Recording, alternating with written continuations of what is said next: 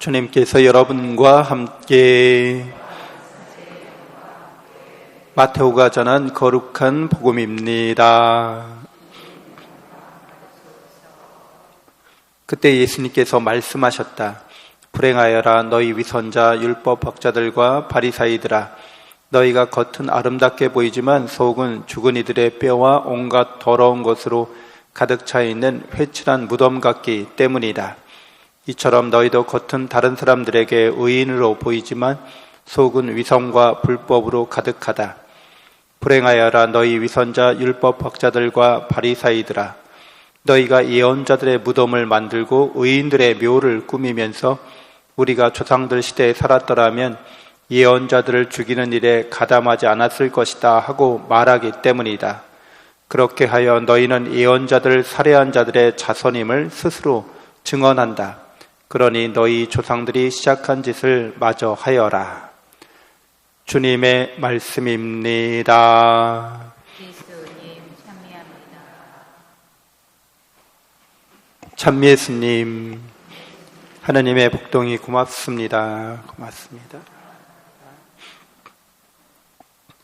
네, 예언자들이 활동하던 시대, 하느님의 말씀을 전하는 예언자들을 이스라엘 백성이 부정하고 거부하고 저항합니다. 근데 사정이 있었죠. 그 상황 자체가 예언자들의 말씀을 따르기가 쉽지 않았습니다. 특별히 우리나라도 사실 부동산 문제가 심각하잖아요. 근데 성경도 예언자들이 중점적으로 말한 것은 부동산 문제였어요. 특별히 성경에서 안식년과 신년을 강조하잖아요. 올해도 신년인데 구약에서는 50년마다 신년이 돌아왔죠. 근데 신년의 가장 핵심적인 그런 기쁜 사건은 가난해져서 또 가난하기 때문에 땅을 팔 수밖에 없던 사람들, 심지어는 자기 자신마저도 노예로 팔 수밖에 없던 사람들이 50년이 되면 다시 자기의 유산으로 물려받은 땅을 회복한다는 거예요. 그리고 노예에서 해방된다는 데 있습니다. 그러니까 50년마다 그 사회가 양극화가 심화되는 것을 하느님의 말씀에 따라서 그렇게 하지 않도록 이렇게 얘기하는 거죠. 예언자들이 그렇게 주님의 말씀을 선언하고 선포하는 겁니다. 그래서 땅의 사용권만을 사고 팔 수 있다고 엄격하게, 요즘 말로 말하면 토지 공개념이죠. 땅은 너희가 마음대로 사고 파는 게 아니다. 이 소유권을 사고 팔 수는 없다. 이렇게 얘기하는 거예요. 그렇게 하는 이유 중에 하나는, 가장 큰 이유 중에 하나가 양극화가 심화되면 불평등이 이제 그 사회를 멸망으로 몰아가기 때문에 그러합니다. 예언자들이 이렇게 외칠 때 땅 부자들이 그거를 수용할 수 있겠어요? 기득권 세력이 그거를 수용할 수 있겠어요? 그래서 사실은 돈에 대한 욕심 때문에 하느님의 말씀을 실천할 수 없었던 거죠. 그 사회가 양극화되고 분열되고 갈등이 첨예화됐을 때 외국 세력에게 맞서서 저항할 수 있겠어요? 아니죠. 너무 쉽게 무너집니다. 멸망을 예언합니다.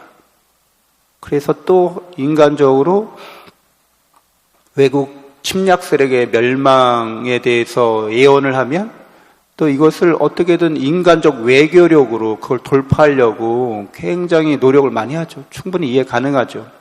그러나 국제 질서에서 약자들이 살아날 수 있는 길은 이제 그렇게 강대국에 이렇게 외교를 잘해서 할 수 있는 것은 한계가 있죠.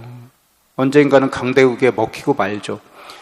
강대국도 어찌할 수 없을 정도로 그렇게 단합되고 일치되고 이 나라를 내가 점령해서 이익보다는 손해가 크다는 것을 스스로 증명해낼 수밖에 없는 거죠. 그런데도 외교력에만 집중하다가 결국 망하고 맙니다. 그러니까 그 조상들이 예언자들을 죽인 그 상황은 지금 예수님 시대에도 변함이 없었어요. 사람들은 여전히 욕망에 가득 차 있었고 두려움에 가득 차 있었습니다. 우리가 인간적으로 다 욕망과 두려움이 있죠. 그러니까 우리가 예언자들의 시대에 살았더라도 그 우리의 그 당대의 사람들과 비슷하게 행동했을 거예요. 나는 어떤 사람이 뭐 이렇게 사건 사고에 나오는 걸 보면 나라면 저러지 않을 텐데, 물론 그러지 않을 가능성도 없지 않아 있긴 있지만 그 사람이 처한 상황, 환경, 조건을 그대로 내가 덮씌운다면 장담할 수 없죠. 그래서 근본적으로는 우리의 인간성이 의심받아야 합니다. 그건 무슨 말인가 하면, 인간성에 대해서 성경은 죄성에 사로잡혀 있다고 말해요. 죄에 사로잡혀 있다는 거죠. 죄가 뭔지는 너무 잘 아시죠? 하느님보다 하느님이 아닌 걸 더 사랑하고 있다는 거죠. 그 말은 그 대상에 대해서 우리가 하느님께 품어야 될 사랑과 욕망을 하느님이 아닌 것에 품고 있어서 욕망과 두려움이 생긴다는 거죠. 돈에 대한 욕망이 강한 사람은 돈에 대한 두려움도 큽니다. 이 세상에 대한 생명에 대한 집착이, 애착이 강한 사람은 죽음에 대한 두려움도 그만큼 큰 거죠. 비례하는 거죠. 그래서 예수 그리스도께서 너희 조상들이 하던 일을 마저 하여라 이렇게 말씀하십니다. 그래, 너희 어디 욕심대로 끝까지 가봐. 너희가 두려움을 피하고 싶은 대로 끝까지 가봐. 그래서 이 사람들이 하느님의 아드님을 십자가에 못 박게 됩니다. 자신들의 욕망과 두려움의 표현인 거죠. 근데 인간의 이런 욕망과 두려움을 하느님의 아드님께서 우리의 구원을 위한 사건으로 이걸 변화시켜 주세요. 그래서 예수 그리스도께서 우리의 그런 죄를 다 속죄하시고 다 용서하시고 그 죄에서 우리를 해방시키신다는 거죠. 그래서 우리로 하여금 참된 사랑의 대상이 누구인지를 눈뜨게 해주신다는 거예요. 그리고 우리의 참된 사랑의 대상이신 하느님께서 우리의 욕망을 채워주시고 우리를 죄악과 죽음의 두려움에서 지켜주신다는 것을 우리에게 확인시켜 주십니다. 확증해 주십니다.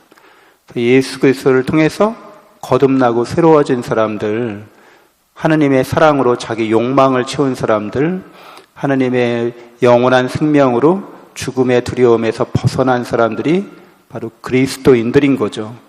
그리스도인으로서 자기 자신을 잘 살펴보고 오늘 화답성에서 주님께서는 저를 잘 아시나이다 이렇게 우리가 화답했는데, 예수 그리스도의 마음으로 우리 자신을 살펴보면서 우리 자신을 사랑하고 또 하느님께서 우리에게 베푸신 큰 은혜를 늘 마음에 간직하고 일깨우면서 세상의 욕망과 세상의 두려움을 잘 절제하고 통제할 수 있어야겠습니다. 잠시 묵상하겠습니다.